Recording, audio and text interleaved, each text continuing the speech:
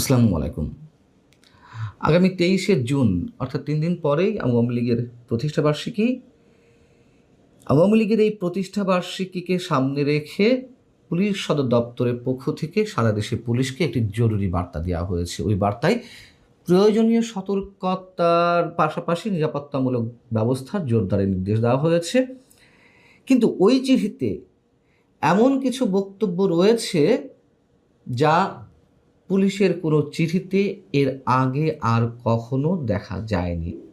আবার অন্যদিকে বিশেষভাবে আওয়ামী লীগের রাজনৈতিক কার্যক্রমকে কেন্দ্র করে গত ২ বছরের মধ্যে যে ধরনের চিঠি এর আগে দেওয়া হয়েছে পুলিশের বিভিন্ন পর্যায়ে বা যে ধরনের বক্তব্য দেওয়া হয়েছে পুলিশের পক্ষ থেকে, তার থেকে এই চিঠির কোনো কোনো বক্তব্য আরও বেশি নমনীয়। আসলে বিষয়টি কী ঘটতে যাচ্ছে 23শে জুন? চিঠিতে যেটি বলা হয়েছে, মূল যে বক্তব্যটি সেটা হচ্ছে যে আওয়ামী লীগের প্রতিষ্ঠাবার্ষিকী উপলক্ষে সেদিন দলটির তরফে দেশের বিভিন্ন জেলায় দলীয় কার্যালয়ে পতাকা উত্তোলন এবং প্রতিষ্ঠাবার্ষিকীর ব্যানার নিয়ে প্রকাশ্যে মিছিল হতে পারে। এর ফলে দেশের অন্যান্য রাজনৈতিক দল, বিশেষ করে এনসিপির নেতাকর্মী ও বৈষম্য বিরোধী ছাত্রদের সাথে সংঘর্ষ তৈরির আশঙ্কা রয়েছে। এইবারে যে কথাটি এখানে উল্লেখ রয়েছে যে পাশাপাশি তাদের কর্মকাণ্ডে বাধা দিলে আইন শৃঙ্খলা বাহিনীর উপর ক্ষুব্ধ হতে পারে বলেও আশঙ্কা করা হচ্ছে। এই যে শেষের লাইনটি, এটি মোর সিগনিফিক্যান্ট।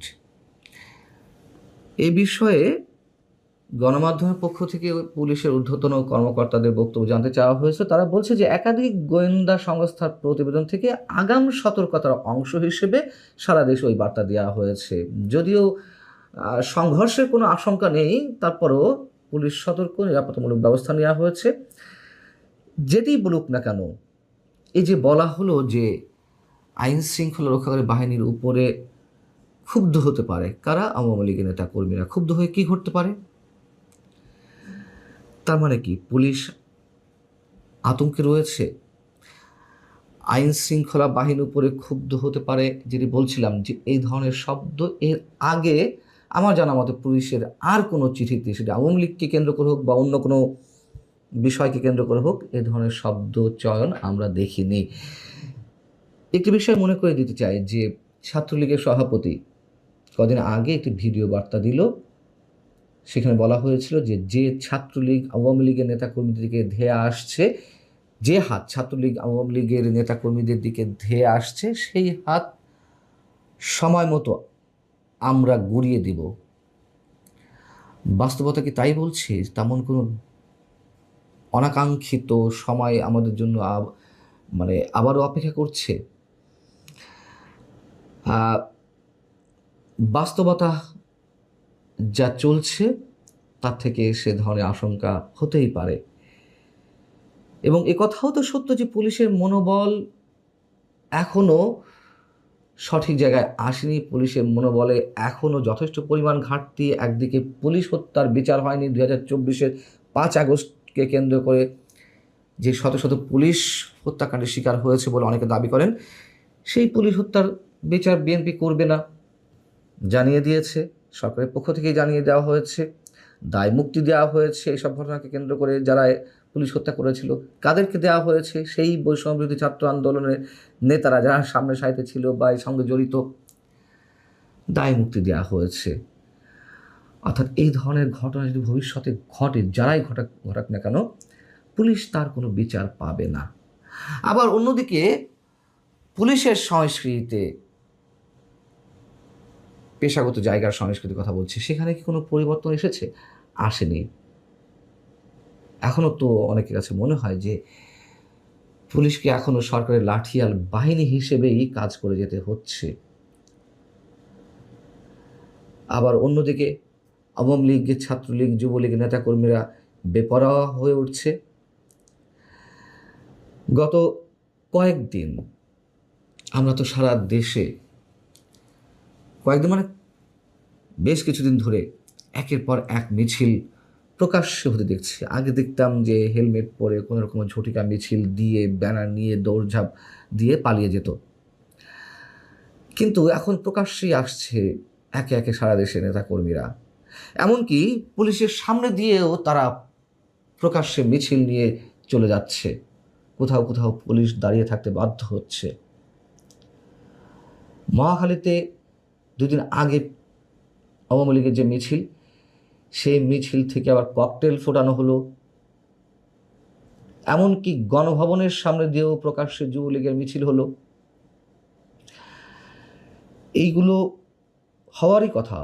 অনেক আগে থেকেই বলে আসছি যে এইভাবে আওয়ামী লীগের রাজনৈতিক কার্যক্রম যেভাবে নিষিদ্ধ করে রাখা হয়েছে, এইভাবে আজীবন যে দলটি নেতাকর্মীরা মানে এই আইনের প্রতি শ্রদ্ধাশীল থেকে তারা বসে থাকবে, এমনটি মনে করার কোনো কারণ নেই। এবং তাদের পিঠ যখন দেয়ালে ঠেকে যাবে, তখন তারা বাধ্য হয়ে সামনের দিকেই আসবে। এটাই বাস্তবতা। এটি যে কারো ক্ষেত্রেই বলা যায়। বিএনপি যদি হতো, বিএনপি ক্ষেত্রেও বলা যেত। ইউনূস সরকারের বিরুদ্ধে আমরা দেখেছি জনমনে ক্ষোভ বাড়তে লাগলো, জনরোষ তৈরি হতে লাগলো। ফ্যাসিস্ট বলে যেভাবে মবতন্ত্র কায়েম করা হয়েছিল, যেভাবে আওয়ামী লীগের সাধারণ নেতাকর্মীদের ঢালাওভাবে গ্রেপ্তার করা হচ্ছিল, তাদের উপর মব চালানো হচ্ছিল, ঘর বাড়ি জ্বালিয়ে দেওয়া হচ্ছিল, যারা আওয়ামী লীগ করে না তারাও তো বিক্ষুব্ধ হয়ে উঠছিল। কি শুরু হলো দেশে, এমন প্রশ্ন সবার ছিল। বিএনপি সরকারের বিরুদ্ধেও এই ধরনের বিক্ষোভ, জনবিক্ষোভ সৃষ্টি হতে পারে, এই বক্তব্য আমার না। এটি খোদ লন্ডনের ঐতিহ্যবাহী চ্যাথাম হাউসের একটি প্রতিবেদনও সেই বক্তব্য উঠে এসেছে। সেখানে বলা হচ্ছিল যে জন আকাঙ্ক্ষা বুঝতে না পারলে বা জনগণের প্রতি দেওয়া প্রতিশ্রুতি বাস্তবায়ন করতে না পারলে বিএনপির বিরুদ্ধেও গণবিক্ষোভ সৃষ্টি হতে পারে। আওয়ামী লীগের অনেক নেতাকর্মীর বিরুদ্ধে অনেক ধরনের অভিযোগ রয়েছে, দুর্নীতি থেকে শুরু করে সন্ত্রাসী কর্মকাণ্ড অবশ্যই অভিযোগ রয়েছে, এবং শুধু অভিযোগ কেন, বাস্তবতাও রয়েছে। আমরা সবাই চাই সেগুলোর বিচার হোক। কিন্তু যেভাবে আওয়ামী লীগকে এক প্রকার নিষিদ্ধ করে রাখা হয়েছে, মানে আওয়ামী লীগ থাকবে না, আওয়ামী লীগ নামের কোনো নাম, মানে এই ধরনের কোনো নাম গন্ধ কিছু থাকবে না, সেটিকে একেবারে ভ্যানিশ করে দিতে হবে, এই শক্তিটিকে বাদ দিয়ে তার যে বিরোধী শক্তি আছে তারাই কেবল রাজনীতি করবে, এটি হতে পারে না, এটি হয় না, এটি হয় না। এখনো যেভাবে কোথাও কোথাও ঢালাও গ্রেপ্তার চলছে, এখনো আওয়ামী লীগের নেতাকর্মীদের উপর মব চলছে, ঠিক একইভাবে ইউনূস সরকারের মতন এই সরকারের বিরুদ্ধেও জনরোষ সৃষ্টি হতে পারে। বিএনপি হয়তো মনে করছে যে ঠিক আছে, আওয়ামী লীগবিহীন